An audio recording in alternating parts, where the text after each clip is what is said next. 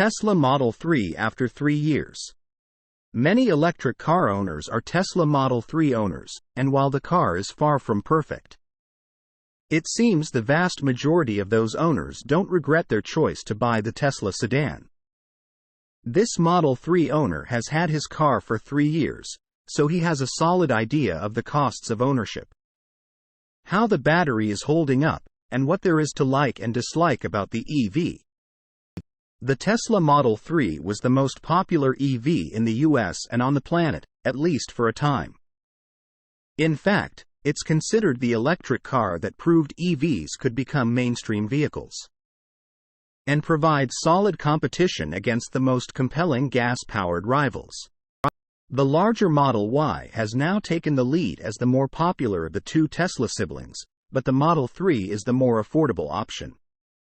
Chances are, most people considering an EV at least know about the Model 3, and many of them probably have the Tesla on their list of options.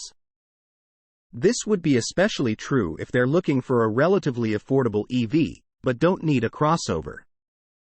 With all of that said, YouTube influencer Olyor dives in, not only to show off his gorgeous Model 3 performance, but to fill us in on all the details surrounding his ownership experience. We have to say, we've seen a whole lot of videos like this, and Olyor does a spectacular job that really stands out. Olyor has never owned a car as long as he's had his Tesla, which certainly says something about the car. Right up front, he tells us he didn't spend the money on Tesla's full self-driving package, and he's happy he saved the money. He says it's just not worth it, especially for people living outside the US, rather than spending 20 minutes raving about the Model 3 and then throwing in a few obligatory negatives at the end. Olyor takes a different approach. Near the beginning, he moves right into the things he doesn't like about the car and then goes on to provide a very balanced take. Olyor notes that the windshield wipers leave much to be desired. His Model 3 doesn't have a heat pump, and his winter range isn't as good as he'd hoped for. He also says the wind noise at higher speeds is pretty bad, but newer models are better insulated. Aside from one recall and a 12-volt battery replacement, his car has really been issue-free. And the service situation was positive and convenient in both cases. Rather than spoiling the whole video for you, which is, again, well worth watching, we'll leave you to check it out on your own. Olyor does a much better job than we ever could, so we hope you enjoy the delivery and the eye candy. Source: reposted and summarized from Stephen Loveday at Inside EVS. You gotta own Tesla stock in your portfolio with Elon refocused on Tesla. You gotta own TSLA in your portfolio with Elon refocused on Tesla, says a big investor of the company. After uncertainty in recent months, his firm has resumed buying again. Ross Gerber is the co-founder and CEO of Gerber Kawasaki Wealth and Investment Management. His firm owns 420,000 shares of Tesla, worth about $74 million based on the current share price. He recently competed for a seat on the manufacturer's board of directors, as he wanted to have a direct impact on the company's development decisions. He recently gave an interview with Phil Rosen, in which he spoke to his attitude towards Tesla after the company's annual shareholder meeting and recent appointment of a new Twitter CEO. Gerber had positive takeaways from the annual shareholder meeting, which took place on May 16 at Giga, Texas. He is encouraged by the positive attitude of Tesla's CEO Elon Musk, who seemed happy to him. Elon had his mojo back. Seeing his energy and enthusiasm, him being around the people who love him and he loves, you can see he's clearly happy, said Gerber. The head of the investment firm was also pleased with the information Musk shared. Specifically, the Tesla CEO talked about the business plan, affordable car model, Cybertruck, and full self-driving FSD. In addition, Gerber praised what Musk said during an interview with CNBC, which took place immediately after the meeting of shareholders. He came out swinging pretty hard with the business plan, $25,000 car, Cybertruck. Self-driving. Then he followed it with a mainstream media interview, which he killed, he said. It was literally the best PR day for Tesla since the Twitter disaster began. Gerber is also pleased that Musk has appointed a new CEO of Twitter, which came just days before the shareholder meeting. He noted that after Musk did this, his firm went back to buying shares. You gotta own Tesla in your portfolio. With Elon refocused on Tesla, Gerber said. Over the first quarter, I was a net seller.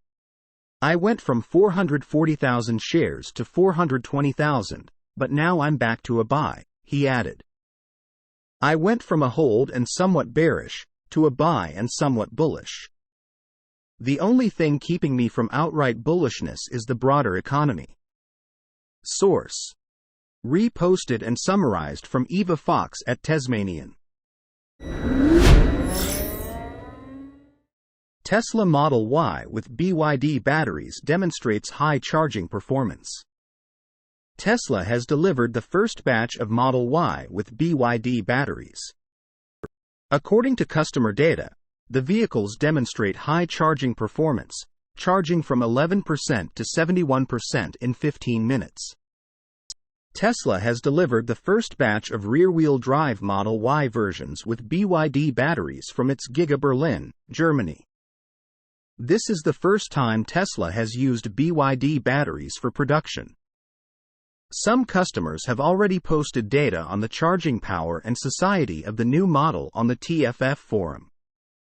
According to CSEV Tech, the new car still uses integrated casting technology for the front and rear ends. The difference lies in the battery, which is now supplied by BYD. According to the data, the RWD version with BYD batteries has a capacity of 55 kilowatt-hours and a range of 440 kilometers, 273 miles. Although the battery capacity is lower than in the long-range and performance versions. This new car's performance in terms of charging is very good. The peak power of the new car can be maintained in the 170 kilowatts range for a long time. And the power at a later stage is also higher than the CATL LFP version. It can also charge from 11% to 71% in 15 minutes. The Model Y with a CATL LFP battery has similar initial charging characteristics. But power drops off quickly afterward, and at 50% it can only support about 110 kilowatts. The BYD Blade battery can support about 172 kilowatts until the battery level is 50%. And then it drops at around 90%. Thus, the charging performance of Model Y with a Blade battery is more impressive than the CATL version throughout the entire charging process. Source. Reposted and summarized from Eva Fox at Tasmanian. Tesla crash at Ferry Terminal was due to driver error. A Tesla Model 3 was totaled in January after crashing into one of the ramps at the Horseshoe Bay Ferry Terminal in West Vancouver, Canada. With the police saying at the time that the EV was trying to board a ferry and suddenly accelerated into a gate. Now, the investigation has been completed and the cause of the accident was attributed to driver error. And not a mechanical problem, according to the West Vancouver Police Department. Following an analysis of the vehicle data, the investigators determined the collision to be human-caused. Said West Vancouver Police Department spokesperson SGT Mark McLean, quoted by North Shore News. The driver of the Tesla, a 68-year-old man from Vancouver, was issued a ticket for driving without care and attention under the Canadian Motor Vehicle Act. The spokesperson said, adding that at the time of the collision, the estimated damage to the ferry structure was over $30,000 Canadian. But now the ferry company has changed its wording, saying that the damage was in the thousands. Back in January, the Tesla Model 3 crashed into a closed gate at one of the berths. According to BC Ferries spokesperson Deborah Marshall, with police describing the car as having suddenly accelerated into the terminal. In 2020, the American EV brand wrote a blog post titled "There is no sudden unintended acceleration in Tesla vehicles," where it explains how in every case where one of its cars was accused of causing a crash because of unintentional acceleration, the data showed that the vehicles worked as designed. While accidents caused by a mistaken press of the accelerator pedal have been alleged for nearly every make model of vehicle on the road, the accelerator pedals in Model S, X, and 3 vehicles have 2 independent position sensors, and if there is any error, the system defaults to cut off motor torque. Likewise, applying the brake pedal simultaneously with the accelerator pedal will override the accelerator pedal input and cut off motor torque. And regardless of the torque, sustained braking will stop the car.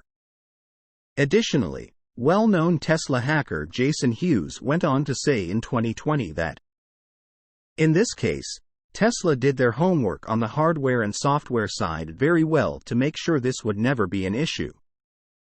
As always, we'd like to know what you think about this, so head over to the comments section below to give us your thoughts. Source: reposted and summarized from Julian Nystrom at Inside EVS.